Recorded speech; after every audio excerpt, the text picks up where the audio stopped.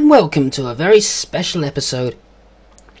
Now today I'm going to show a game that's not exactly a classic, and it's not one you've probably never even heard of, but today we'll be taking a look at Commander Keen on the Game Boy Color.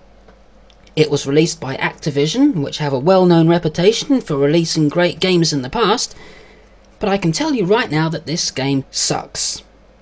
Now don't get me wrong, I'm a big fan of the Commander Keen series. I enjoy playing all the original PC DOS games, right from Invasion of the Vorticuns to Aliens Ate My Babysitter, but for me, that's where the series ended. Now firstly, let's take a look at the original games to see what a Commander Keen game should be like. This is the first game, and despite the graphics and the sound being quite dated by today's standards, it's still a good game. The basic story is that Keen crashed his rocket on Mars, and while he was exploring, the naughty Vorticuns stole all the vital parts of the rocket, including his Hoover. So he has to go and get them back. And of course you have all your standard video game cliches like enemies who are all out to get you, keycards to open doors and stuff like that. The second game takes place on the Vorticun ship with all of Earth's greatest cities being targeted, so you must destroy the machines to save the Earth. And I can remember making a total ass of myself in this game, where I accidentally destroyed the Earth myself. If you throw the switch on the side of the machine, it's game over, because doing that fires the ship's photon laser cannon thingy, and it blows up Earth. But I guess by doing that you destroy any nagging parents, so at least you won't get grounded. In the third game we invade the Vorticuns' planet and their lovely homes, and apparently the Vorticuns were once a peaceful race, but they are now being ruled by Mortimer, who is Keen's bully, his babysitter's brother, and a power-mad control freak. So, at the end of the game you defeat him or something, but I've never really been able to get far enough to find out. Then there's Commander Keen Dreams. After being sent to bed because he didn't eat his vegetables, he has a dream about a place ruled by vegetables. I am not making this up. This game's no picnic, but at least it's better than what I'm working my way up to. Now we come to the final three PC games. All three are pretty much the same thing. As you can see, the graphics and sound are much better, and the music's pretty catchy too.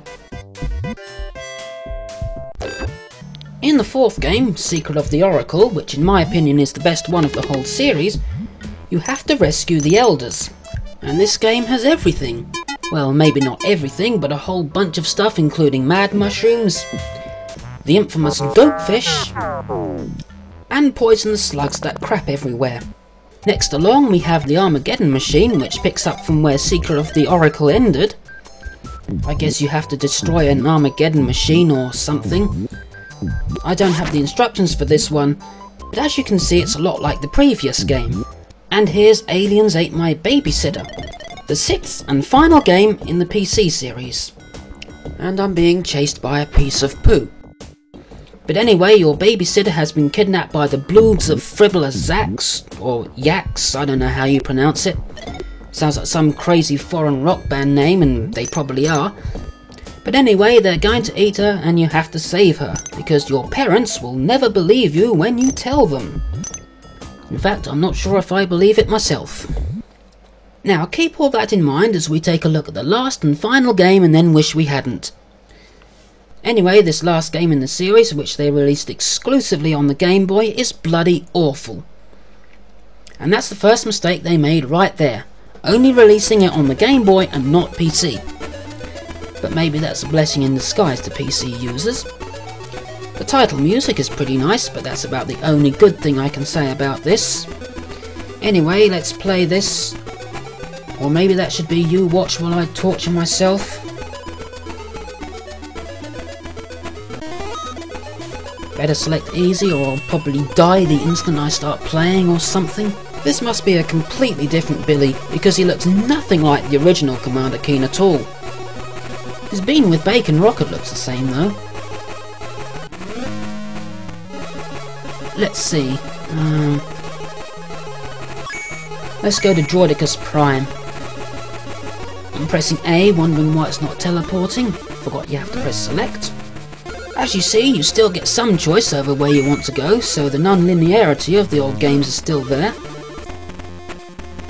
Oh, there's Mortimer, Keen's nemesis, up to no good again.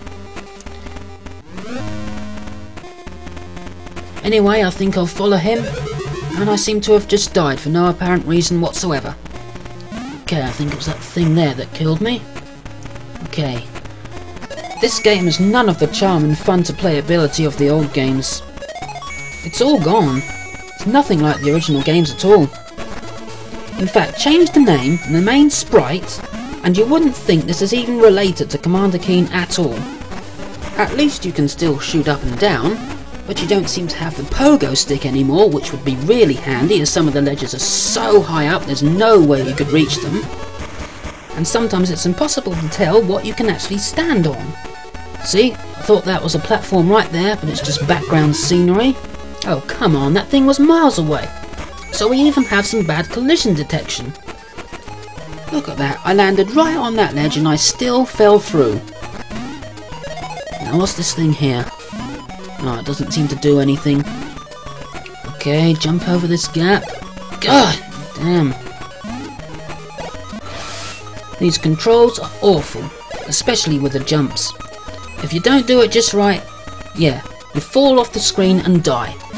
This game is just terrible. How could they do this to Commander Keen? Well done, Activision. You took a great series and ruined it. I'll say one thing for this. It's a great way to show how not to make a Commander Keen game. You know the most irritating thing about this game? You can get yourself into a spot where you can't get out again. There's absolutely no way. And no, that thing behind me is not a doorway. Can't shoot that hovering burger. There's no way I can jump out because the ledges are all too high up. And yeah, if you try to get out and die, it puts you right back on the ledge you were last on. Can't even use that hovering burger thing as a kind of moving platform. So, I'm trapped here. Great. Enough. Off. Well, that's about all I can take. If I was going to rate it, I'd give it about 30%, whereas the others would all get over 90. So, my final thoughts about this game. It's an insult to the name Commander Keen. The element of adventure in the levels is practically non-existent. The music is often quite irritating.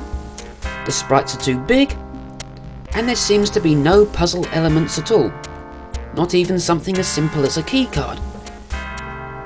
So really it's nothing more than a side-scrolling platform shooter starring a big fat Commander Keen wannabe. Oh yeah, and the most important thing, the fun factor? Well, this game is about as much fun as shoving your genitalia in a live wall socket.